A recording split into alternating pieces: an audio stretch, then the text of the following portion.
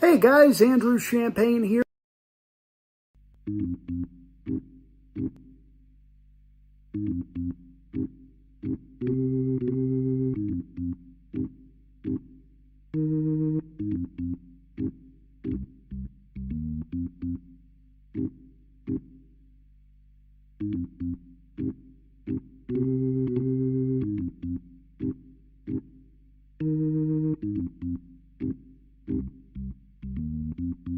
Hello and happy Thursday, everybody. Josh here with On the Wrong Lead. Another episode of On the Wrong Lead Live where hey, we got a lot to cover. Got a late pick 5 at Santa Anita, looks really good.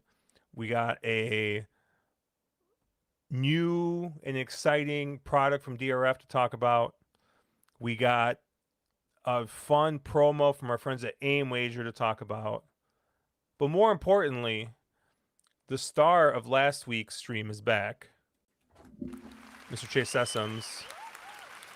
Chase, I believe you called your shot last week, and someone actually said, "Is this man on drugs?" To which we said, "Yes, Well, yeah, of course he is." of course. And This has been an established fact about me for a long time. and yeah, you gave out a nice little 22-1 single A in that last leg.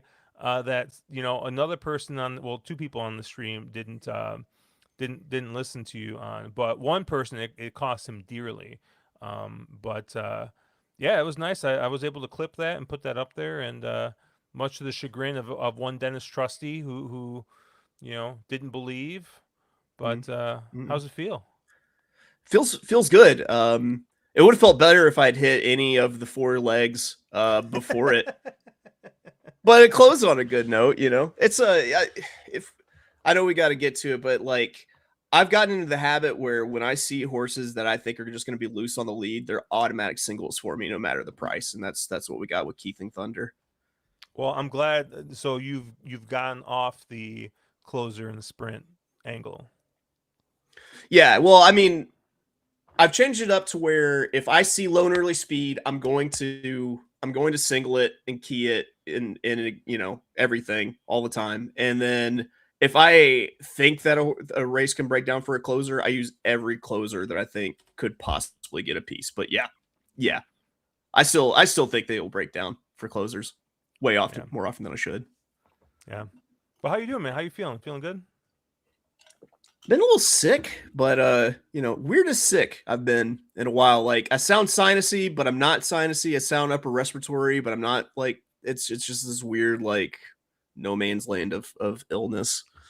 Yeah, I'm feeling pretty good because I did a stream earlier with Barry Spears and Louis Rabot in a horse racing happy hour. We talked a little bit of some of the colonial races we're going to be talking about tonight. We covered the entire pick 6 there, but Chase, the beer that I was drinking on stream, because I went with beer today instead of the normal whiskey, and I know Penn State Scott's going to be in here at some point asking what we're drinking.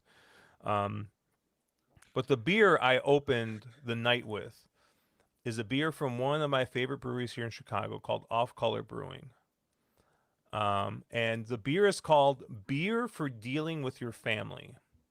So they have this line where they have like beer for tacos, beer for baseball, crispy beer for pizza, right? Like different styles of beers and stuff like that. Well, beer for dealing with family. If you had to guess what style of beer the beer for dealing with your family is, what would you guess? A weed gummy. No, but it's no, close. it's actually it's actually really close though. You know what it is? Is there CBD infused or something? No, it's a malt liquor. It is a 12% malt liquor, and I gotta tell you, my friend, it is delicious.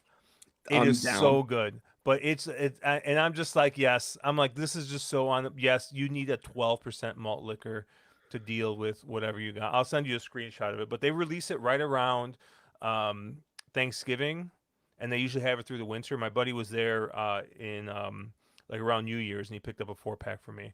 So loved having that. But I've gone to Grid, which is an American Pale Ale. I did see Mr. Penn State Scott already here. He's saying what's in the glass, and you can't see it, but it's from one of my favorite breweries in Chicago. Another one called Hop Butcher. But the man, the myth, legend, Mr. Mark Capitan. Chase requested to be the bottom. Chase does not like to be. Yeah. He requested to be the bottom. Or here, we can do this too. We can get up close of. Mark doesn't like it. Too. I don't like it. I don't like it. I don't like it. We can go with this one. Oh, that's a better one. That's better. Yeah. The host, the two, the smart people on the other side. Excellent. I feel like it's more accurate to like our real life scales too. Like just because Josh is a gigantic human being and we're what is tinier. This button? Normal size, normal-ish sized. Oh, there we go. No. Oh, that's wow. Little Mark's a good one. Or we can. Okay, we'll go back with this one and then Chase back on the bottom. All right, enough with that. But Mark, how are you doing, my friend? I'm doing well, as you alluded to. I've been doing a lot better because Chase and I, if we'd listened to one another, because I hit all the first 4 legs of the Pick 5 of Santa Anita and was live to an absolute monster. And not listening to the one and only Chase Sessoms cost me $75K, I think. If the 6 got up, I lost by about that much in the last race. A solid nose when my 6 needed literally one more jump to get there, and I was live to 60K if the 6 won. And if I had just added his horse in, who in a race where I was spreading anyways, would have made some sense. That would have been 75K. So I didn't want that 75K. No, not at all. I feel like we're back to our buddy EBD, who was always live to 60K. Wait, I feel like I do really sound like that. It bothers me a little. Yeah. Mark, whenever like there are huge payouts that we would have hit if we would have just listened to the other person, like that that's old school. That's classic us. This is classic us. It's happened before. No, I mean it's one of those things like not to beat up the sequence or anything, but I was against 3 of the favorites. All 3 of them lost. I was right on the horses that beat all 3 of those favorites, and I somehow was made the minimum from my opinions, which makes me feel like Josh. So that's a little rough. Yeah. But takeaways, Brant was the fraud that we all knew he was. Just a Touch is a horse that doesn't like to win races, and the West Coast Turf Division is much more competitive than I don't know, than it appeared on paper. Did I cover the things? Oh, I see our boy Sixer saying, "Looking good, Wolf. Respect the bling." Just wait till the new pendant comes in on Monday. So I got a question. What's 75K worth of Cuban link? So what kind of chain is that? That's a Cuban. So this is a Cuban link. Yeah. This is a Cuban link. This is a tennis. That's the tennis. That's the Cuban. It's just it's a 25 millimeter, which is pretty wide for Cuban links. I got also it's more in style to put there we go, clasp on that side. There. What's 75K worth of Cuban link look like that I didn't win by listening to you? Probably like how that, much? But real. You could go to Johnny. You could go see Johnny Dang in Houston and get a real one of these. Get a couple real ones of these, I believe, if you wanted to, if you won that much. You still owe me a Cuban purchase. Question for you, Chase. I do. Would you rather be traptized or have a $75,000 Cuban link chain? That's tough. I don't trap anymore like I used to.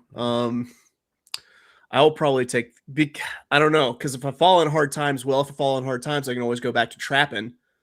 But if I fall in hard times, I could also sell for much less risk.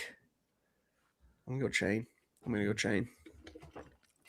gonna send that to your buddy and see what he says. But am I gonna get DQ'd here at Turfway?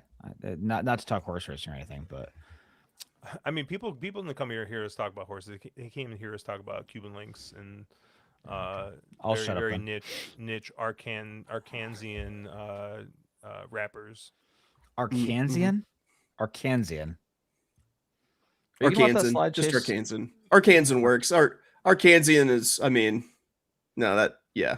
it's close. It was close enough. Yeah, close enough for government work, although I don't work for the government anymore. But yeah. I don't know. Did Mark catch enough strays in that? Or can we move on from the Mark stray, if possible, portion of? Oh, okay. Brief. I mean, we talked a little bit about last week. I mean, anybody from that you guys saw last week that you you want going forward, Derby Trail wise, or are you guys still waiting? I'm still waiting. I'm still waiting for somebody to come out. Like I still think that maybe Paladin is the most impressive I've seen run, but like I don't know. I still feel like I haven't seen it. I haven't seen the horse I want. You know what I mean? But what about you guys? Yeah, anybody you guys have seen so far on the Derby Trail that's impressed you? Point to Mark's you, impressed Mark. you? Well, yeah. No, I always have him in my Derby future pool. Who? You. Oh, that's adorable. No, I feel like much like Josh. I don't think I've seen it yet. Paladin, I'm not sure yet. We're gonna talk about Colonial Racing, which is the races of the other Bafferts, and so I don't know if we're gonna see it this weekend, but I'm hoping that Oaklawn or Gulfstream or Santa Anita, one of those three, tend to show us some of the real horses in the real preps, and I'm still waiting. I don't think I've seen that horse yet. Jace. I was impressed by the Puma. I think I actually texted you after the Puma won because I was on Puma. You did. Yeah, and I believe the exact words were, "I fell in love with the Tampa Bay Derby." I said I might. There's a big difference there. Okay, happened? Do you know how many years falling in love with the Tampa Bay Derby winner will stick with you? Did Gervin win the Tampa Bay Derby? No, but King Guillermo did, and we still haven't shut up about that from 10 years ago. So it's all right. Yeah, I'm not sold on them as my Derby horse. I, along with you, Josh, feel like we haven't seen Derby horse yet. I feel like we'll probably see it in the Arkansas Derby, in the Bluegrass. Who knows? Maybe in the JRS squared, the Jeff Ruby Stakes. Who knows? Who's Bob's A horse? That's my question. Who is actually Bob's A horse? Because I don't think we've seen. I haven't seen. Probably hasn't. I don't think he's debuted yet, has he? I don't think so, because I haven't seen anything that tells me that this is Bob's A horse. Was it Potente? Was that the one that won? Sixer. That's who he's a little interested in Potente. Yep, I got DQ'd. But the thing with Potente is like how great of a race was that? Was it San Felipe? It's one of those classic short fields where it's like horses can do whatever the fuck they want to do, and they never have to face any sort of actual like adversity. Wasn't that the Medina Spirit though? Isn't Medina Spirit win the San Felipe and then like kind of like backed off and then came back? Or he ran well, I think, in that race. And then, but then like it's just a war of attrition with the Bobs, right? It's like who's gonna make it to the gate. I mean, I would have been a millionaire if Rodriguez would have made it to the gate on Derby Day, but apparently. You still realize he would have remembered that he had to go 2 turns, and it's just no. Penn State Scott saying no West Coast horse this year, so he still hasn't seen it. Bob Jones asking us the thoughts on the war in Iran. Chase. Thoughts on the war in Iran? Wish it wasn't happening. I think that's the best, probably the best way to tap dance around that motherfucking question. Stephen Fox asking if Caleb quit casting because of betting GP with him. I do think Caleb has quit horse racing altogether after that betting. Although it is pretty funny that I've seen their group tickets and I've seen their discussion, and it constantly evolves to Caleb hating a favorite that Stephen Fox likes, Stephen relenting, and said favorite winning. So I'm just saying, Caleb, he may be a little Taylor Swift here. Hi, it's me. I'm the problem. It's me. I think that's how the song goes. Chase, you have kids. Is that right? I was gonna say I'll have to ask June, who is the resident Swiftie in the house. She's got herself a Taylor Swift coloring book from the book fair this week.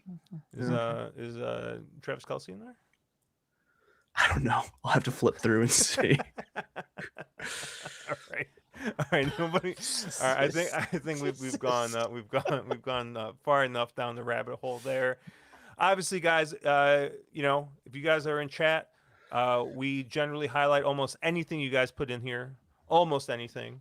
I even brought up the war in Iran and Mr. Bob Jones. Cheat Okay, code there video. are exceptions. If Steven posts things about Gulfstream, we do not highlight those. So obviously you guys can post in chat. We're always here, reading through that. Yeah, we got about an hour and a half stream here ahead of you guys. So keep interacting and we'll keep talking. Obviously we have the DRF PPs up. I flipped through the formulators and the time form PPs here, but I would be remiss did I not mention that DRF does have a new special going on right now. I think this might be the first time they're doing it this year, but correct me if I'm wrong. But you get full day PPs for basically every single big prep day for $100. Clocker reports for the Santa Anita Derby, Florida Derby, Kentucky Derby, and Oaks. You get some of their betting strategies and things like that. But you get everything for Florida Derby Day, Arkansas Derby Day, Jeff Ruby Stakes, Louisiana Derby Day, Santa Anita Derby Day, Bluegrass Day, Wood Memorial Day, Lexington Stakes Day, and the two big ones, Kentucky Oaks Day and Kentucky Derby Day. There is a link in the description. Thank you, DRF, for letting us, use your data and, be able to bring some handicapping knowledge to the people. Late pick 5 at Santa Anita. I unfortunately did not get time to make the fun little tech stuff here. Maybe I'll add it while we're going. But we're going to start here in race 5. 6 furlongs here on the turf. 4-year-old California breds. Optional claimer, $20,000. N1X, $70,000 up for grabs. Chase, where did you land here in race 5? I decided to go 2 A's, 2 B's in this race because I thought it was an interesting race because there seemed to be a good amount of pace, or at least like horses that want to be forwardly placed actually signed on. And I don't think that the more kind of like deeper off the pace type horses are really all that talented, but they might have a chance if this thing goes kind of nuclear. The first one I used was the 9 Double Jab at 5-1. I picked out Double Jab and the other one I'll mention because I thought of the forwardly placed horses that they were both likely to get a wider stalking trip and have first run from very kind of close up to the pace. Most of Double Jab's wins have come in gate to wire fashion. However, I think he might be content to just sit off the pace. He's got a history of firing second off of the layoff. So that's the situation that we're in here. I think we get a bit of a price because of the rough, race last out. And then I use the 11 Grazed as my other A at 9-2. Should logically get the widest stalking trip of them all. He'll have to also show that he can do it from a bit off the pace. But looking at speed figures, I think we might be due for a little pop in buyers here. The B's I used, I threw some prices at the wall here because I thought it was going to be, the most of the talent is in the more forwardly placed horses. But if all those forwardly placed horses want to go, the 2 I mentioned have wins that are gate to wire. I think there are a couple of horses that you can use. I did throw in the 8 Disco Tribute. It's the longest price of the horses that I think could stay on the front end at 15-1. The big one, though, is the number 10, Tiz's Harbor, at 30-1. And I just want to have this horse on the ticket because of the ability to pass other horses and the fact that we got a first-time gelding here. Like, I'll take an Emerald Down shipping first-time gelding at 30-1 on my ticket. Yeah, I mean, if I were to split this into a C, would it be a C? Yeah, maybe. But I'm going to keep it as a B here. And if things heat up intensely, I mean, you had a horse with a huge price that, has the setup. So I kept that one as a B, though, 30-1. Mark, where did you land here? Obviously, this is the first leg of the all turf pick 3, a nice $3 bet with 15% takeout that we love, and we basically play every time Santa Anita runs. So, where did you kind of land here, Mark? I thought this was an amazingly tough race in a very tough sequence. And it's funny because Chase and I normally align pretty well. We normally see, at least, we land on similar horses. We're very, very, very different here. I do agree in his 11. I thought that, I thought that Grays made a ton of sense in here. But I tended to look at horses that were getting a little bit of, class relief and horses that had at least some reasons form. Horses like the 2 Bro. who gets Fresu back or Fresu up. Obviously, Rispoli's out and hurt.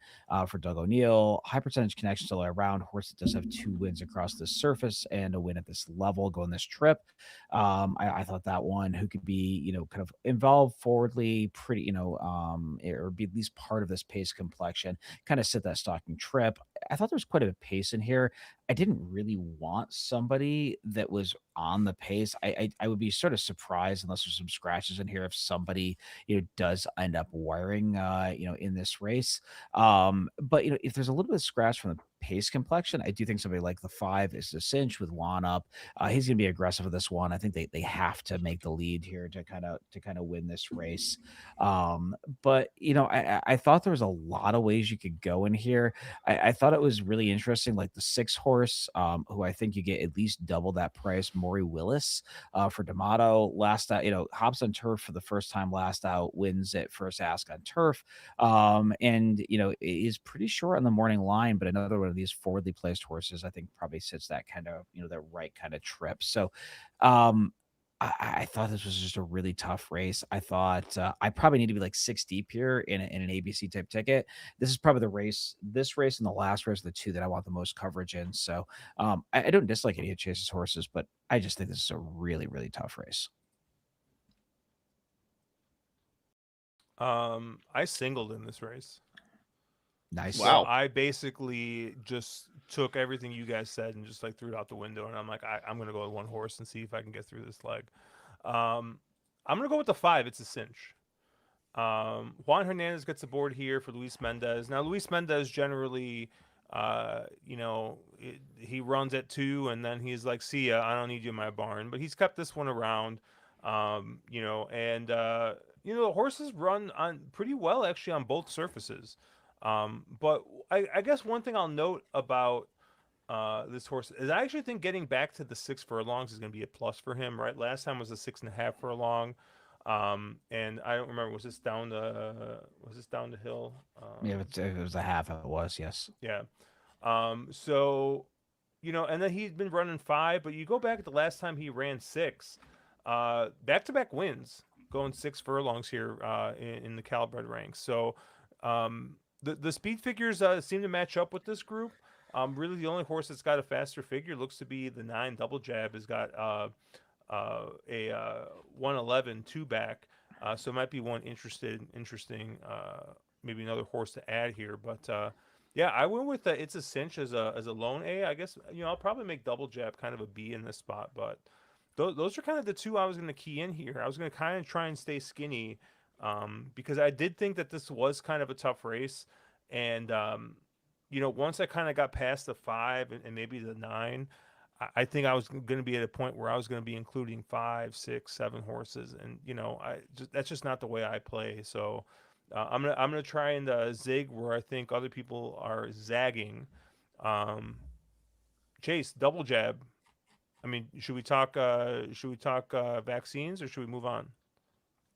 Man, why are you setting me up for all sorts of right-wing ire with the war in Iran and then Double Jab and then all that? What else do you want to? Right. Do you have anything else you want to throw in there? Let's go to race 6 here. 6 furlongs on the dirt. Maiden claiming $20,000. 3 to 5-year-olds, $21,000 up for grabs in this race. Mr. Capitan Mark, where did you land here? Yeah, again, this is another one of these races where I don't think there's a major standout, but this is the race in the sequence that I thought I could get a little aggressive at, and I'm going to land on the 1 horse, Truximo, who I would imagine is probably Josh's top choice in here as well. This is a horse that showed a ton of speed early, got nailed at the wire. Oftentimes you see these horses on debut who show a lot of speed. They figure out how to carry that speed second time out. Connections are okay enough. I know you guys were behind Ryan Hansen horses. He's 2 for 49 on the meet so far. So those kind of connections that you don't get super excited about backing at a short price. And he's 6% maiden second start. So like, it's one of those races where you're like, okay, this horse should win, but I don't really feel comfortable getting behind this one. But I thought Truximo just purely from a pace dynamic standpoint, this horse is going to get as loose as this 4-year-old gelding wants to get, and they should be controlling pace on the front end. And you've kind of already shown that nobody behind really wants to close, and I don't think there's much talent there. So, Bless you. whew, excuse me. Are you a dad? Why did you triple sneeze? This is what the people came to see, right? Man. This is live. Yeah, me sneezing live. No, so I think the one worst Truximo is the most interesting player in here, and the one I want probably 90% of my my play here going through. Mark is allergic to singling horses that aren't like 4 to 5 in the morning line, apparently. And have 20-point like wire fig advantages. That's just clear it is. I couldn't contain myself. I mean, Mark read me like a book. The one is my top choice in this race. I am a little interested in the 4 Soy and Gurn in this spot as well. But I don't know, man. 8 to 5, like I don't think this horse is gonna be 8 to 5, because I mean this horse is like 0 for like a million to start his career, and they've gone back and forth between the turf and the dirt. I mean his best effort's actually been on the turf, but I don't know. I thought he kind of made a little bit of sense in this spot, but I think he's a bad bet at that price. But I would assume that I actually think that the 1 and I actually think the 1's going to take a lot of money here. Maybe the 3 based off that effort 4 back, but I'm really just not interested in this 3 whatsoever. So I'll be on the 1 Truximo. I'll have a little bit of the 4 Soy and Gurn in this spot as well. Chase, where did you land? The one thing is for certain is that I am against the 4 Soul Nagurn, because has the 1 just like whatever the characteristic that completely knocks the horse out of consideration for me, which is the horse has had double-digit bites at the apple and still hasn't won. And at 8 to 5, it's one that I'm going to completely toss off the ticket. Sure, Truximo probably wins this, but I'm going to opt to buy this race because I think it could be a little bit more chaotic than people think. And the reason is the number 2, Nash for Cash at 30 to 1 here. This is something that I look for a lot. Because you can get some really surprising big prices out of these situations where you have a horse that could possibly be a need the lead type that didn't make the lead, packed it in, lost by like 20 something links. And then when it comes out and fires the next time and goes out to the front, it all of a sudden surprises everyone on the front end because the horse gets brave. So I added that one to the ticket. I used Truximo, Nash for Cash, and then the 3 Kid Dynasty on my A's, but for my B, I also added in the 6 Cosmic Trail, just because the horse has only run twice. It feels like a little bit of an unknown entity, but I think Nash for Cash could really kind of fuck with the apple cart here and maybe go out and show some speed and take Truximo a little bit, catch him a little bit off guard there. So I'm buying it. I'm probably being foolish and could probably do what Mark is doing and just single Truximo, but something tells me some fuckery happens here, so I'm spread out. So a question for you. The 4 has got 10 bites from the apple, and you think the 2 could ruin the apple cart? Yeah. Okay. Yeah. 3, last question. How many bites do you think you need an apple to finish it? Ooh, that's a good question. 15 to 20. How big of an apple? Yeah, that's another good question. Okay. Lots of good questions. Are we talking a Fuji? Are we talking a Red Delicious? What are we, Apple Crisp or Honey Crisp? I'm a Honey Crisp guy. I'm just, just. Oh, Jesus Christ! You have a terrible taste. The expensive apples that. Okay, no. Any apple that has the crisp in the name is garbage. There, throw them away. You have terrible taste. Cosmic Crisp. You don't like Cosmic Crisp? I like the abomination against Christ. Grapple. The grapple. The grapple. Cortland's max. That's all you need in life. I mean, if you're going beyond Granny Smith, if you want to cook, but Jesus, God, shout out terrible. To Caleb's favorite football player ever, Cortland Sutton. Okay. Um, By the way, we didn't talk about the 3 in the last race. The 3 is the only other horse I think you want a little bit of coverage to. This is a horse that hasn't shown by a million times that the horse can't be competitive at this level. Is getting a ton of class relief here, dropping out of maiden 40 into maiden 20, and probably sits at that trip. If the 1 stops again, I think the 3 is the one to pick up the pieces. I think you need 1 as an A, 3 as a B. That all. and only half the apple bites as the And 4. only half of If the you're apple if you're bites. counting Yes. the bites to the apple. Mm-hmm. Race 7 here. We got a mile turf allowance race. And yeah, we're going to be 4-year-olds here. Optional claimer N2X, $71,000 up for grabs. Yeah, I'll tell you what. Unlike race 5, I think this is a spread race if I've ever seen one. I mean, there are just a ton of horses that I think I want at least some coverage to. Josh, I'm so disappointed in you saying that. You think so? What, you thought I would single in this race? What do you think I was going to? I thought you would 7? single. I thought you would single the 7 as 6-1, and I would have been amazingly proud of you. But here we I are. mean, the 7 is my top pick in this. Captain Chuchi's here is my top pick in this race. Does look to be the speed of the speed here. Mike Smith for George Papadromo. Where have we seen this before?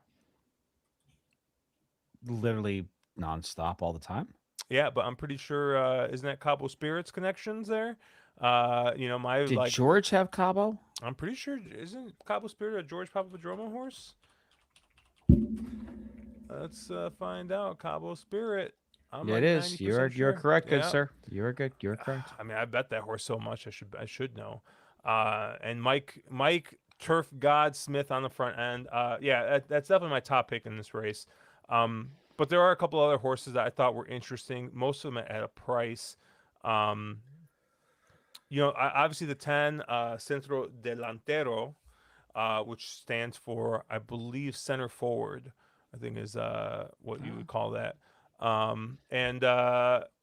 You get Hector Barrios up for Jeff Mullins here. 2 really nice races back to back, both at Santa Anita and Del Mar. 2 wins. This horse just seems to found his groove here in the Mullins barn going on turf. I could see this one continuing that trend. So I thought he was definitely a horse that you needed to use. I thought the number 1 horse, actually, Grogu, at a big price. I thought he was very interesting here on the cutback, and one that I think has just been in way over his head, in grade 2, grade 3 company. I think maybe cutting back in distance, getting to an easier field. I thought the 1 was actually really, really interesting. And then the 3, Tempos Volat here for Micro Demuro and Mr. Powell here. I thought, has done his best racing at Del Mar, but, has a couple of nice races at Santa Anita as well. Maybe got a little snake bit last time in the Mathis Mile. But once again, I think it's another horse that's going to maybe find a little bit of class relief in this field and maybe could surprise, kind of tracking off that. And then, obviously, I have this horse is a B, and that's the other Papadromo here with Kent DeSormo aboard, the 5 Balladeer. I know we're midway through the month, but, people always say pay the rent with Kent. And, I think this is a horse it's kind of been a little bit unlucky the last couple starts to get very hot paces in front of him while being on the lead. And I think he's if Kent can track a little bit here and let the 7 run, I think if the 7 does fold, I think the 5's got a good shot at kind of picking up the pieces. So 5 horses here, 1, 3, 7, 10, and I got the 5 as a B. Mark, where did you land? Captain Chuchi's to make it 6 in a row. I think the 7 is very much the horse to beat in here. Time form says it's the fastest horse in the race. Horse just shows up every time. It just gets it done. I don't know what's changed with this horse becoming a 6-year-old. I guess actually to the races were as 4 and 5-year-olds technically, but anyways, they've gotten they've figured out whatever's the deal with this guy, and he just shows up and brings his A game. I think the horse is just much the horse to be. I'm gonna, agree that I do like Josh's 10 a little bit. I think the barn change seemed to have woken this one up a bit, and seems to be in much better form. So that's the other horse I like. But I guess I'm kind of zigging where Josh is zagging. I don't think this race is a race where you need a ton of coverage. So I think those are probably the only two I need. Chase. You guys have mentioned pretty much all the horses that I like. I had 2 A's and 2 B's. One of my A's, of course, the 7 Captain Choochies, which I feel like I've like called people Chooch like in a derogatory way for at some point in my life. But everything you said kind of fits. I also use the 6 Lord Bullingdon as my other A at 15-1 because I thought that it could sit in that second wave, stalking the pace behind the early speed of Balladeer and Captain Choochies, and who those two should be on the front end. If they link up and it goes a little bit warmer than we think it should, then Lord Bullingdon is a horse that I'd 100% want on the ticket, and definitely has an A at that 15-1 price. This one wired the field, going much longer. I want to say, a mile and an eighth. Well, not much longer, but much longer at a mile and an eighth. But I feel like the run style kind of fits what it does at a mile distance. So I don't know. I thought that Lord Bullingdon does his best running at 1 mile. So I added that one as an A. My B's, I'm with you on Grogu. I really think that Grogu, like I said, if Lord Bullingdon has a shot, that means that the pace has heated up with Captain Choochies and Balladeer. And so that puts a horse like Grogu into the mix. And then Centro de Entero was another one that was kind of a pace play. I want these ones that are coming a little bit from further off to be B's on my tickets instead of relying on them as A's. But a lot of similar, except for the 6 Lord Bullingdon, which I'm interested to hear if you guys have any opinion on.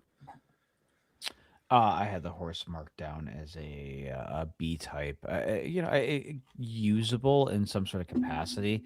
Just my thing is, kind of a question mark here. This is one of those horses that doesn't win very often, but he does have some races that fit. So I don't dislike him, Chase. I think he's an interesting player here, but more of an outsider. Yeah, interesting at a price, at least. Anything else in this race? So nobody's mentioned the number 2, Nameron, who I feel like is a horse we at least need to touch on. Jaramillo up on a saddler horse. My own, 3 for 9 lifetime horse. Now the horse hasn't won since coming to the States, but is getting a ton of class relief here. It probably comes from, he's going to sick the right type of trip, sort of just off from what should be an honest pace on the front end here. And this feels like the right type of horse. I think getting Lasix for the first time as well. A lot of things to like here. I figured that somebody would be all over this one, and none of you were. So I was just wondering, what's the holdup, or what are people saying that's giving them pause here? That second in the Krominus Bodner meal really kind of threw me off from liking Nameron. I don't know. I didn't think the horse would get a very good trip.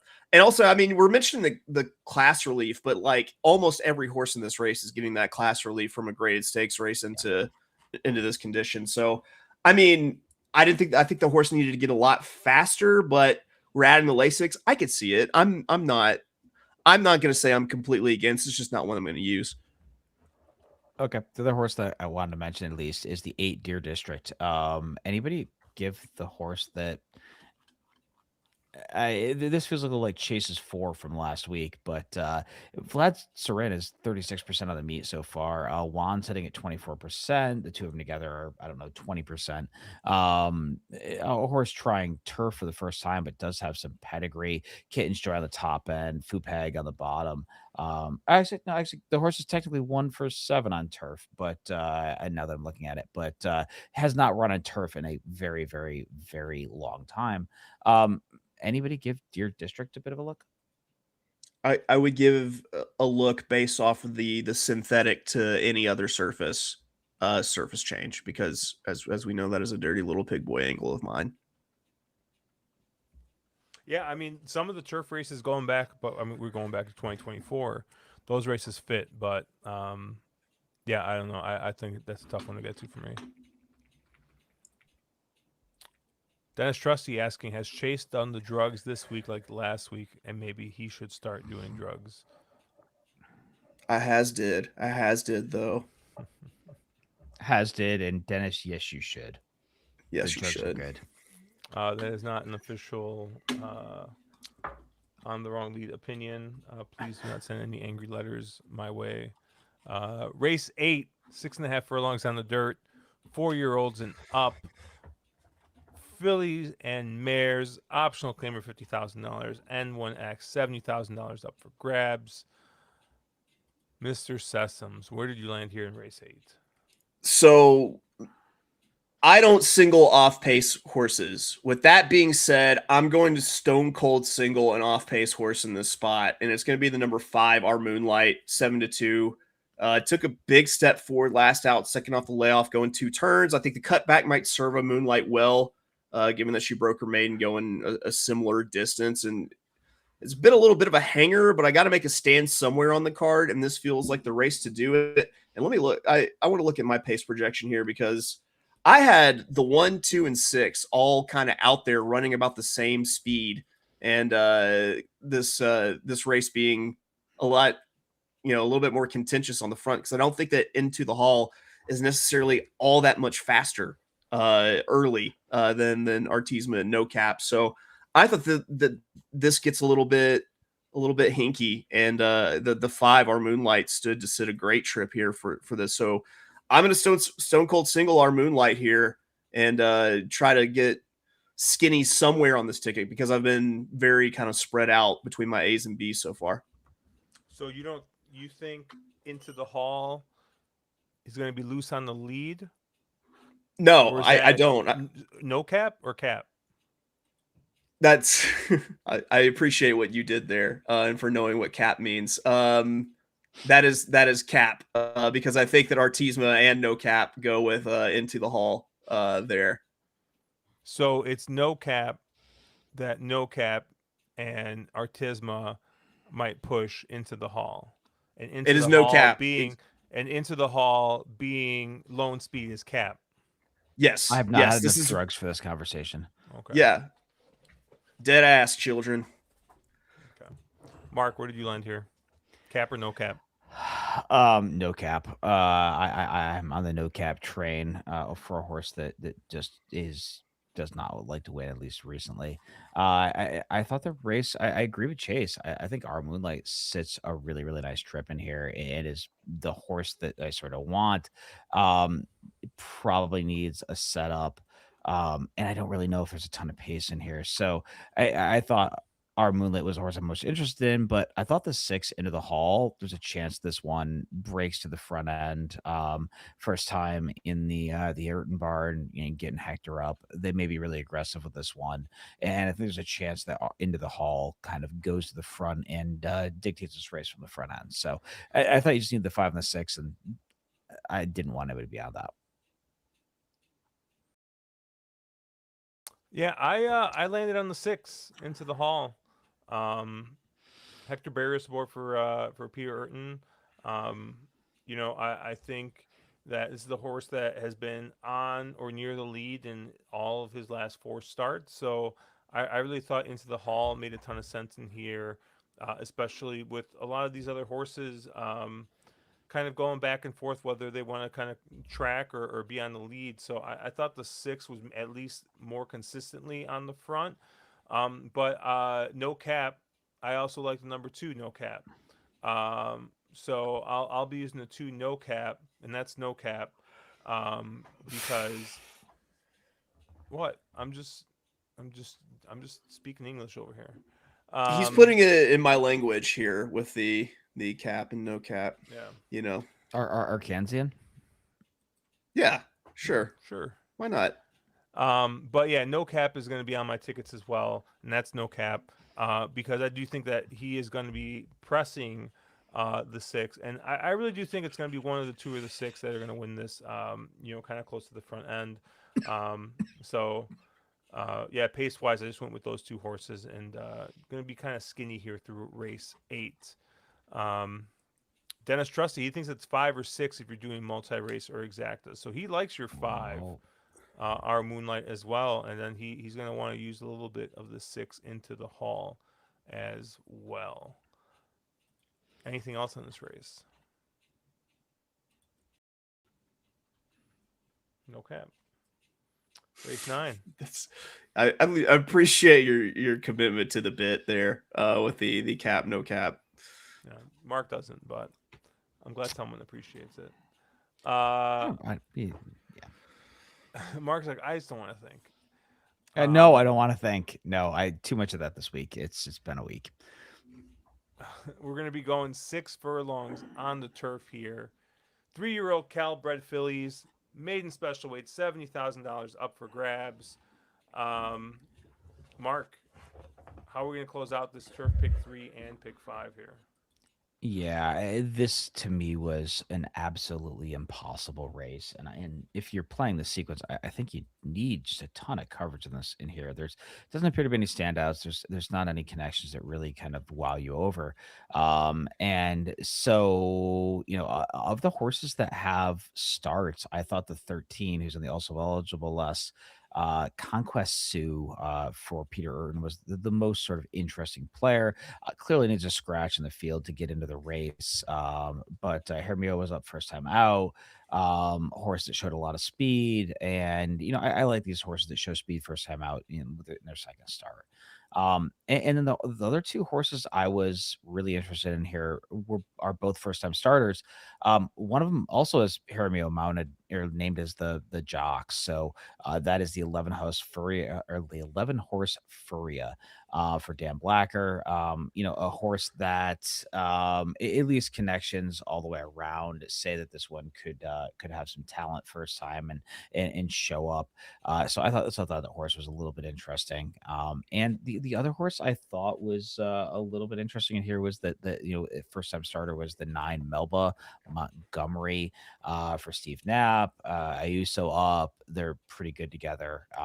And this one has some pedigree top and bottom to say that could fire could run well at first ask. So I kind of shied away from the horses that had starts. I think there's a number in here of horses that I think a fresh new face has to be able to step up and take this. I think that one of these horses that a lot of these horses that we've already seen, none of them really kind of wow you over. And I think there has to be somebody out there waiting in the wings that steps up and takes this. So, but again, with that being said, I'll probably be, if I were to play this, probably 8 or 10 deep in this sort of a race. I want a lot of coverage. Chase. Yeah, I went 3 deep here. You mentioned I had 2 first time starters and then another kind of established runner. And the one that Mark mentioned with the pedigree was the 9 Melba Montgomery that I totally agree with. The other horse that kind of had that same angle of coming from like a productive mare that either won early themselves or had half siblings that did win early or were successful early on, even if they didn't necessarily win, was the 12 Jackpot Clover, 15-1. So that's one that I thought that I had to have on my ticket. So I definitely used that. Of the more established runners, the only other horse I used was the 8 Great Shaking at 4-1, because I mean, we know that the horse is fast early. We know that the horse is going to go to the lead. Therefore, it's going to make it dangerous in the maiden race. So I thought that you had to have Great Shaking on your ticket.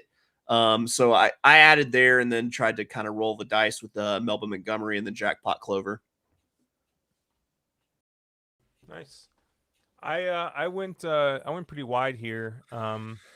Mark, you talked about a couple of the horses I like. I like the 3 and the 8 as my lone A's in here. The 3 I think is only had 2 starts here. Hector Barrios stays aboard. Was vet scratched and has been laid off a little bit, but has come back with a couple of nice works. So I do think that Mullins has this one kind of primed to come back in with a pretty good effort here. I thought the 8, a Great Shaking, tried turf for the first time last time out. Tried to go wire to wire and kind of ended up drifting a little bit. So maybe if this horse is kind of green, if she's able to kind of figure it out and straighten out, I think that she is in here with a shot. A couple of Bs I had. Mark, I think you mentioned the 11 Fudia. So I have that one. Jaramillo board for Dan Blacker. I mean, I always feel like, hey, in the last leg, if you can afford it, put Jaramillo on. I mean, he's just been winning races that he probably shouldn't be winning a lot of times, and I just think that he's the hottest jock going there. And then the 10 Midnight Cowgirl, another Ryan Hansen horse here, off a pretty long layoff. JJ sees fit to ride here. So that always makes me a little curious. So and it's another lightly raced horse. So I like the 10 here as well. And then I actually like the 14 of the horses in the also eligible list. This is a horse that has run second quite a few times. So maybe maybe had her shot, but at least of the horses with starts, this horse seems pretty consistent. And does seem like one that maybe could take a step forward here after maybe maturing a little bit as a 3-year-old. So I have the 14 here as a B as well. But I'm 3 and 8 as A's. I'm 10, 11, 14 as B's. Dennis Trusty, he's on the 2, grazing in the grass. He says only Kentucky bred in here. Yakteen and Fraser, good odds, might be interesting. Mark, you said this horse that you looked at. Yeah, it was the horse I had as a B. I thought the Barnes 3 for 7 the first time with first time turfers. And it seems to be a horse. It can a lot of connections, a lot of angles. Obviously, Fresu is a fairly solid turf connection in California. So I thought the 2 made some sense here, and it does appear top and bottom. This one is kind of a turf horse breeding. So works don't bowl you over, but would not be a shocker if this one shows up and fires a big effort. Anything else here?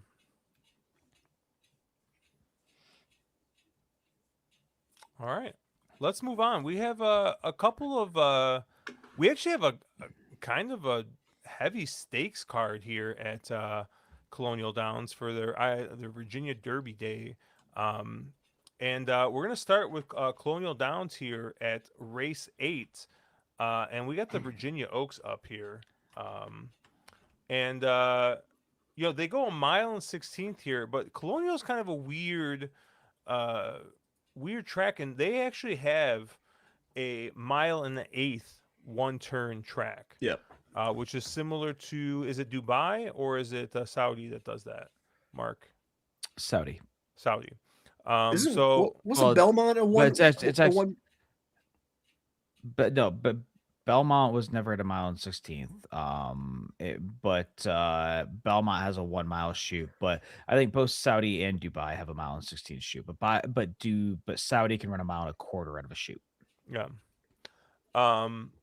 But we have a mile and 16th and a mile and 8th. Both of them are going to be one-turn races here in the Oaks and the Virginia Oaks and the Virginia Derby. Race 8, though, Virginia Derby. Your morning line favorite in this race is the 3 Bottle of Rouge for Bob Baffert and Flavian Pratt, coming in off of a Sunland stakes race. I believe it's the Sunland Park Oaks. Won that race and is decided to come to Colonial to get some points here in the Virginia Oaks. I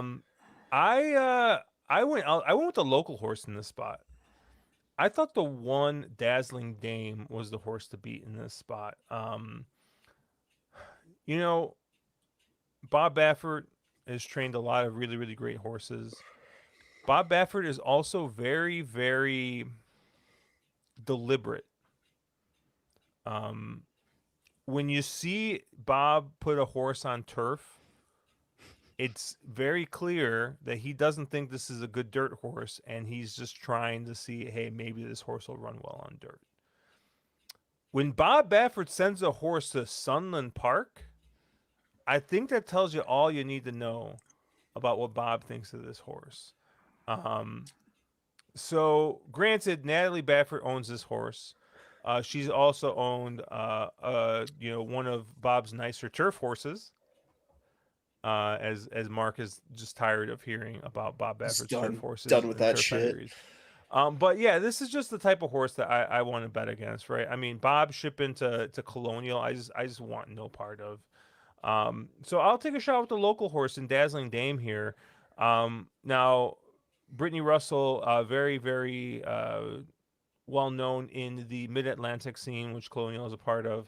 Now, this is the horse that went to Aqueduct, won a nice little race there by 11.5 lengths, and it's coming back here. To kind of face that similar one-turn configuration.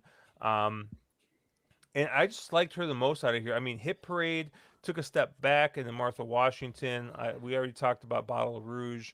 Cadabra didn't run at all in that Suncoast.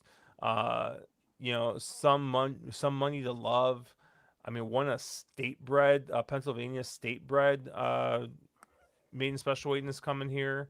And then the Six Baffle is a is a maiden for Rapoli Stable and Todd Pletcher, and I guess they're trying to steal one here. So yeah, I think Dazzling Dame is the horse that makes the most sense in here. Mark, where did you land here? Same horse as you did, actually. I'm also on Dazzling Dame, the quote unquote local horse who ran fine on the Pocahontas, and has kind of campaigned this Mid Atlantic plus Aqueduct circuit. I have very similar takes to Josh here. I think when you see Brad Cox or Bob Baffert shipping to Colonial, these aren't even their C tier horses. These are like the D tier, F tier horses. These are the horses that they're desperately hoping they get enough points to kind of sneak them into the big dance. And they're trying to play games and try to spread their barn out. So I think that somebody like a Hit Parade or somebody like Bottle of Rouge are going to take a lot of money, but I don't think the trainers really think that much of either one of them. So I landed on Dazzling Dame is my lone A and my top choice in here by far. Chase. So this was a stat that Tim Stedman, Titan of Litigation, gave me on Rebel Day, and it had to do with Bob Baffert shipping horses east. When he ships horses east, the ones that are like odds-on favorites usually win. They run extremely well. The ones that are like lukewarm, like 5-2 type favorites, are the ones that end up losing. And if you want to look at Rebel Day, you had the exact thing happen with Explorer and with Litmus Test. So I don't know if it's just Oaklawn specific or if it's like completely shipping east. But so I decided to play that angle in mind with both races. So with that being said, I think Bottle of Rouge takes a ton of money. I think Bottle of Rouge is probably your odds-on favorite, and I think that the horse runs like it with Flavian Pratt up. So I think for me, it's easy, Bottle of Rouge. I would like to see whatever you guys want to happen because you know how I feel about Bob, but it was a powerful formulator stat I was provided there. So I'm going to go with Bottle of Rouge. Tell us just how you feel about Bob. Why are you so? Come on, we're at vaccines, the war in Iran, and now how I feel about Bob. Come on, man. Why are you setting me up for? Yeah, I did see Gallop run. He's saying, "What's up, fellas? Thanks for the stream." And it looks like Uncle Sully just joined us as well. So they're probably all confused what we're talking about. So Chase, would you like to recap your stance on the war in Iran, or would you like to move on to the next race? I'll go ahead and I'll tap dance around it again. Wish it weren't happening. Wish it weren't happening. End of takes. Oh man. We're gonna move on to race 9, the Virginia Derby here. And once again, we're going to be going 1 mile in an eighth here. And 50 points up for grabs for first place in this race. They've 50 points gets you in the gate, doesn't it, Mark? It normally does. I think every year it has gotten you into the gate. 50 will get you there. Yeah, so I mean, they're giving out some points over here in Virginia. Virginia is not just for lovers. Virginia is also for people who want to get into the Derby. And Butane's coming in here at 5-2, and I was a Butane believer last time in the Southwest, but I am no longer on Butane in this spot. Chase, where did you land here? So we got the flip side of that angle here with Butane, 5-2, probably stays around that lukewarm. I see that you've got it as an A, and I've got it as my horse here too. Is the 5 High Camp William Walden. I think this one's gonna be able to stalk the pace. Has a great shot to steal some Derby points here if he does well running against winners for the first time. So if the horse has no problem facing winners, I mean, we're moving into a smaller field. We have a more advantageous, well, not a smaller field, but we have a more advantageous post draw here. I like High Camp, and plus you got Johnny V, Johnny V has been riding extremely well the last couple weeks. It seems like every time I see him, he's winning in 25 years. Well, true, but I mean, he's having a little bit of a hot patch right now, I guess. I saw him have just a brilliant ride on the front end on Rebel Day. But yeah, I think him and those quiet hands get the job done with High Camp. Yeah, High Camp was my top pick in this race. I look in here and I see a bunch of horses that I've seen enough of. Butane, I've seen enough of Butane. Welcome to the Pat Day Mile, Butane. I mean, grittiness, you ran a 66 in the Withers, no thank you. Epic Desire didn't run a step in the Sam F. Davis. Work ran on turf, and they're going to try it here. I don't understand what that's going on there. But you just go through this, and there's just horses that I think I've seen enough of. There's really only 3 horses I was interested in, and the 5 High Camp was the one that I think has got the most upside. I mentioned this earlier on the stream for the horse racing happy hour with Louis Rabot and Barry Spears. Instagram sneakily is a 20% sire on dirt routes. I was just I couldn't believe it. But yeah, he's 20% on dirt routes. And, so I think that High Camp stretching out, I originally thought, I was Instagram, I think it's more sprinter. No, Instagrams have been stretching out more than fine. Uncle Mo on the bottom. So I think this horse is gonna love more distance. So this is a horse been working well. And then Johnny V, I mean, how many, I still can't believe that we let horses that Johnny V rides on big days go off at 8-1. And then everyone's wow, Johnny V gave a great ride and won a race again. And we're surprised every time it happens. So I don't know how that happens, but yeah, High Camp's my top pick in this race. Lightly raced horse, on the improve, gets Johnny V, looks to have a pedigree that's going to enjoy the stretch out. And then my second pick would be the 8 Confessional. I thought he was interesting here for Brad Cox. Last time out in the Sam F. Davis, I really don't know what went wrong there. This is the horse that kind of went just backwards in that race. And that was a race that the Puma ran third in, who came back to win the Tampa Bay Derby. But Brad's putting the blinkers on. It's 26% angle for him. We're getting a horse coming off a month layoff here. Another plus angle for Brad. And IRAD sees fit to ride here. Horse has been pretty forwardly placed. Maybe it was just last time out he wasn't able to get on the lead and just kind of folded. I'm not really sure, but I'm going to give the 8 another shot here. Confessional at a little bit of a price at 4-1. And then I thought the 7 Incredible was one that was interesting in that you kind of look back at the races, going one turn. They looked that Churchill race looked really good. The Street Sense looked good at Churchill, and then went to the Holy Bull. And I don't know what happened there, but that race was almost too bad to believe. So I think at 10-1, I'm going to give him another shot, coming back to one turn. And Jaime Torres sees fit to ride here again and is coming in for this ride. So, I'm going to give this horse another shot. I mean, if he rides back to slightly improving from that street sense, that puts him right in here, I think, in the conversation. So, I got the 5 High Camp as my lone A. I got the 7 Incredible and the 8 Confessional as my Bs. Mark, where did you land? Yeah, I thought this was a race where there were a ton of horses that were let's call them a butane or a confessional. Both those horses to me are horses that, as they've been stretched out, have really not shown up. They've sort of regressed. And then when you look at the pace complexion on this race, there's a ton of pace in here, and it should be a very very swift pace in the front end.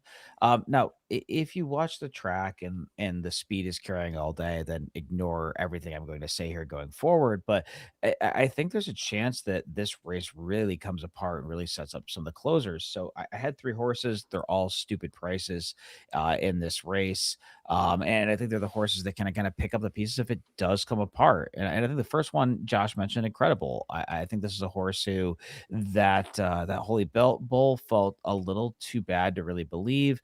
Maybe this is a horse that just loves Churchill, and maybe he can't really translate that form to other tracks. But I'm willing to give him one other shot at a bit of a price here, and I think he's interesting here. And the other two both happen to be maidens of all things, and that is first off the 2-horse Greatness, who I know Josh dunked all over already. This is a horse that I just think needs a ton of pace up front up front. Got some pace in the withers last out, ran a pretty nice effort, was never going to get to talk to me Jimmy, and is going to get a similar setup here where the front end probably sort of comes off this race, or that's at least how I'm seeing it. So she get that set up to really kind of cruise into. So I think Grittiness is an interesting player in here. And the other one is the 9-horse OCLE for which is another one of these horses that sort of treading in the right direction, getting better as the races get sort of longer and get some more condition into this one. A horse that is going to get that pace on the front end, and maybe that sort of setup, that pace complexion, really kind of works for this one's advantage. I'm going to kind of fade some of the known commodities, the high camps and the butanes, and the horses like Confessional, who I think are suspect. I think they're horses that, as we've stretched out, as we've gone longer, are not horses that have sort of taken that next step forward. So I want to try to find a price in here, and hopefully I land on the top couple of them. Yeah, I saw Dennis Trusty posted an entire novel, it looks like. So he says, to me, this card seems like a spot where today was speed favoring. Last year was speed favoring. He's hoping tomorrow is speed favoring. Speed looks solid Saturday. And I think this race of speed has been holding up all day. There's enough speed in this race where maybe everyone guns away. And Incredible rushes late as others are looking for oxygen tanks. So I think he thinks that it's going to be speed favoring day. And by the time the end of the card shows up, everyone's going to know it's speed favoring. So everyone's the artificial pace meltdown where everyone knows you have to go, so everyone sends, and everyone sends and it melts. Yep. I respect that take, because I'm always looking for those sort of races and trying to predict where on the card it's going to happen. Maybe it happens. If it happens earlier, then I think that actually keeps people honest. But this is a long, 11, 12 race card, however long it is, but if it's really speed favoring, there's a chance that that's already happened. People realize that, you have to be a little bit more honest with it. So I don't know. Uncle Sully saying, Trusty, what the hell? Since when did we start publishing handicapping picks in multiple volumes? So Dennis Trusty going with part 1 and part 2 for his pick here in this race. Nick Sievers apparently showed up to the wrong show. He thought this was the NHA preview show. I'm pretty sure ABR had that. I saw our good friend Gino Picola on there earlier. I think I saw Alexa Zepp as well on there, and trying to do a solid by showing some of the action going on at NHC. Shout out to our friend Andrew Capone, who actually qualified for NHC and is out there. Hey, I haven't talked to Capone in forever. Cap qualify for NHC. That is hilarious. NHC. I felt so bad because he's like, oh, who do you know going to NHC? I'm like, Cap. I'm like, this year, literally nobody. I don't know. He's got to be the anybody youngest going. guy in the room by about 50 years. No, Nick Severs is there. Oh, okay. Well, so only 20 years? I mean, yeah, probably 10 or 15. I don't know.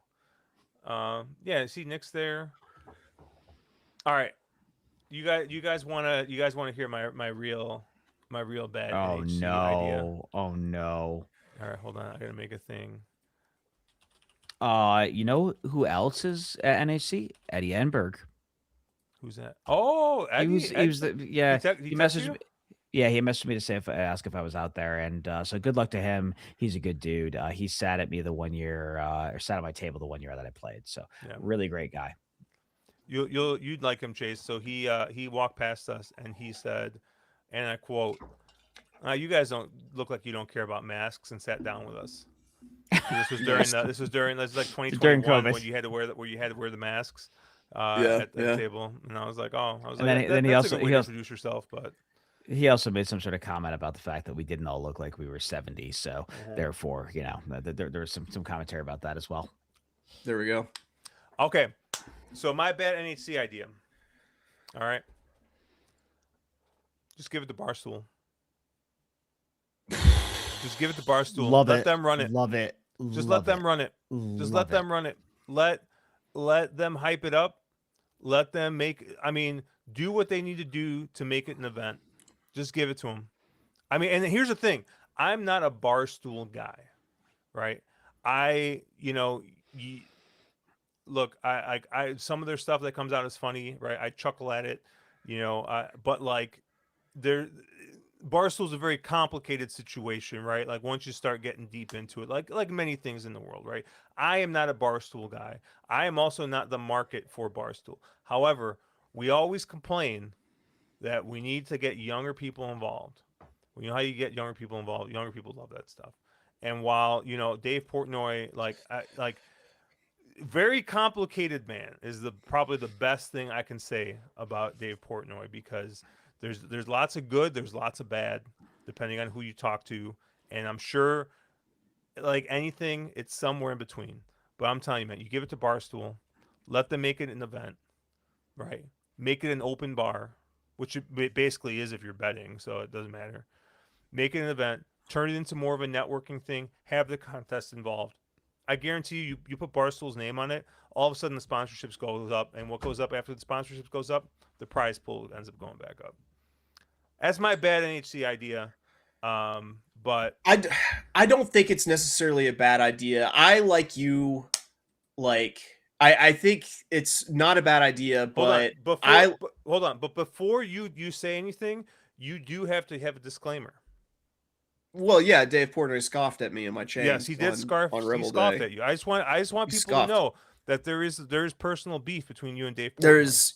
It runs deep. It's like Hatfields and McCoys in this shit. No, I'm like you, Josh, where the whole Barstool brand has just really like worn thin on me. Where like I really don't care for any of those guys or any other shows, or like I'm not gonna watch it. But with that being said, you make some very excellent points that like, yeah, like that's what the kids like and everything, and it's going to bring in sponsorships and stuff. So I don't think that's a bad idea.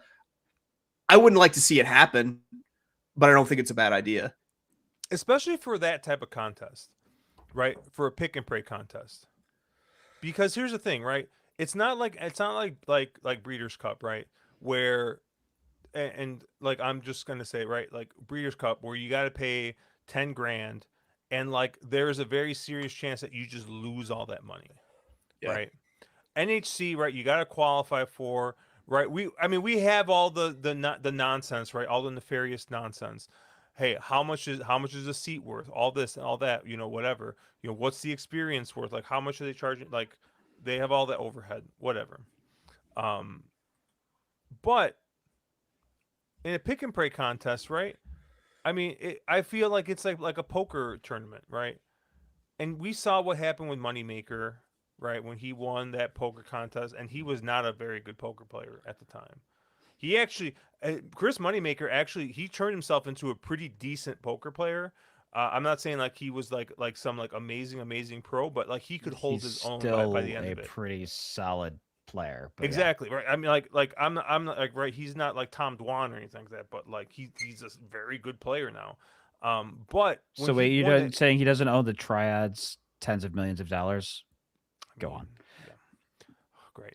Now, see now we got too into it with poker here. But anyways, like I'm just saying like you get some 28-year-old guy winning the contest who's like, oh, like I just showed up because I wanted to party in Vegas with Portnoy and the boys, and like this is great. I love the horses. Like, I don't know.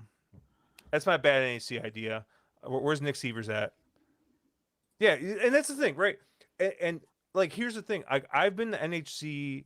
Ooh, did we do it twice, Mark, or did we do it once? I know I think you did. you You've done it were multiple you were out there times, twice. I've been out there like probably 4 times, I think. dude. I mean, honestly, the best thing about it is like hanging out with everybody at the table, Yeah. right? Shooting, playing the horses, and I mean, like, I don't know, you're in Vegas. Like, you know how hard it is to not have a But good time in Vegas.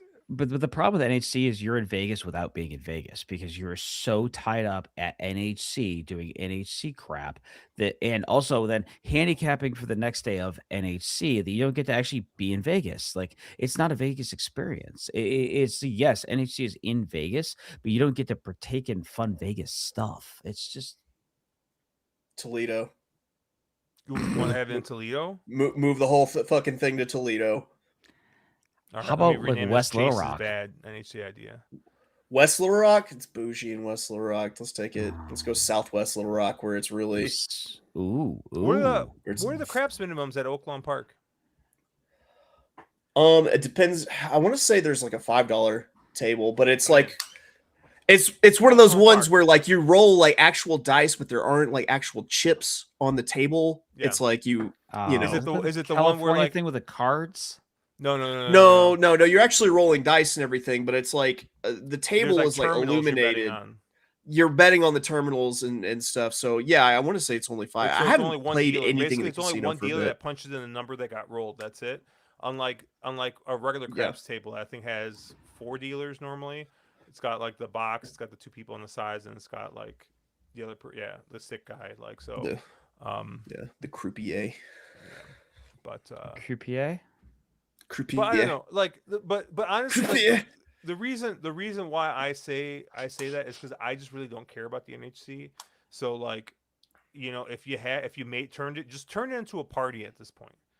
Because here's the thing, like I was listening to Gino earlier today, and he's like, "Hey, I love coming. It's like a networking event," and I'm like, "Yeah, that's the thing. It's great to see all these people in person, have fun, talk to people. I met all kinds of people I had never met before. I met Alexa, I met Ryan Dickey. I think that was the first time I met Ryan Dickey was actually at the tournament, and I've since hung out with him. Although I don't know if can I say his name since he's suing like all of horse racing.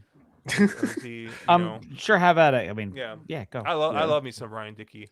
He sent me a copy of his book that he wrote. Oh, nice. About Claude AI. No, about Woodrow Wilson. Oh, really? Yeah.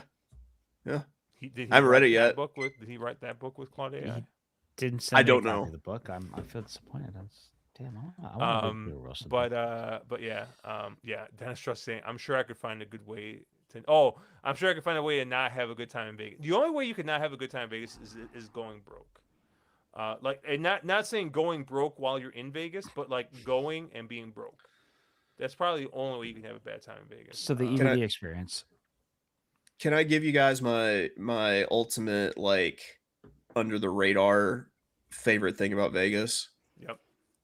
The steak special at South Point that starts at like 3 a.m, where it's like $5 for like a 10 ounce steak and sides, and it is fantastic because then you can hit the $5 roulette tables afterwards.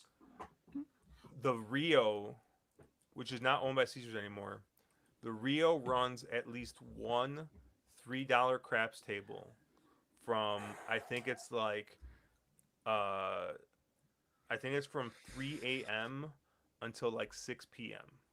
That's some Mississippi Isle of Capri shit right there. That's crazy. It's nuts. The Palms always has a $5 table going. And then Mark the other day sent me a picture from Excalibur. They now have always have $5 blackjack. They always have $5 blackjack. Now, granted, right, it's 6 to 5 through a continuous shuffler, but I think if you want to play $5 blackjack at that point, like, you cannot complain, right? Like, they could pay you even money on okay, even money maybe is a little bit overrated, but still, like, continuous shuffler 6 to 5, like, fine. I'm gonna sit there, I'm gonna lose my $100, right, and I'm gonna get like 4 drinks, and maybe maybe every once in a while I come out ahead. Like, it is what it is, right? But actually, if you want to hear more about Vegas, Drank and Champagne, we actually talked a little bit about Vegas because Andrew's going to be there next week. So, but anything else? Anything else you guys want to talk about for this weekend? This weekend's card. What do you guys got? Any plans this weekend? Anything fun happening? Let's get the 3, 4, the 9 at Turfway. That'd be cool for the pick. Yeah, the 3, 4, 9 at Turfway. What? Little one. Can we pull Little Turfway up? I've got a 412, 410, 12 exacta play in. So if your 4 comes in, that's fine with me as long as 10 or 12 are right behind him. 4's got the late pace. 4? I mean, you know. How's Speed Why do you have tonight? to have the worst payout? Speed's been real good. Yeah. So what about the 7? Ultra Boy, 52 to 1. I thought about it. Didn't do it though. Can we just get Biscuit on the first time starter? Dude, you know what's funny is I saw Ultra Boy. I'm like, that's got to be Catholic Boy. It's got to be, and boom, it is a Catholic Boy. Thank God. Because of course it Yeah. is. I mean, Thank of course God. it is. Yeah. All right. Is it that time? Was it thoughts on the octopus bets? What a Dude! Jesus, Look Dennis. at Turfway Park. Look, hold on a second. Sorry, guys. I'm gonna make you man. guys small. Turfway Park. Rant Listen incoming. to me. Turfway Park. Late pick 3, $3. Every other one of your tracks is doing it. Churchill is doing it. Oaklawn's doing it. I wouldn't be surprised if we find out Colonial's doing it. Like, what are we doing that we're putting out these 8 horse bets when you got this $3 15% bet just staring in the face? Just do it, please. How about like a $5 base pick 3? I wouldn't hate it. I wouldn't hate it. I honestly, here's the thing. I'm gonna be legit with you. I think pick 5s at 50 cents is fine. I think pick 6s, if it's a legitimate no carryover nonsense bet, 50 cents or $1, I think would both be fine. I don't mind $1. Colonial actually does a 50-cent one for 15%. I think that's fine. Colonial also offers a 12% pick 5. Great. Love it. Pick 4s, $1. Just put it up to $1. Come on. Just put it up to $1. It makes sense. And pick 3s, $2 minimum. I think $2 minimum on pick 3s. I think exactas and win bets should be $5 minimums. I think trifectas and pick 3s should be $2 minimums. So hold up. Let me get the on the wrong consensus here. We want blackjack minimums to be cheaper. We want horse racing minimums to be higher. Sure. Yeah. Well, why not? Yeah, why not? It helps the payout. Yeah. Blackjack's a scam. Play a real man's game like roulette. Fucking love roulette. I love roulette so much.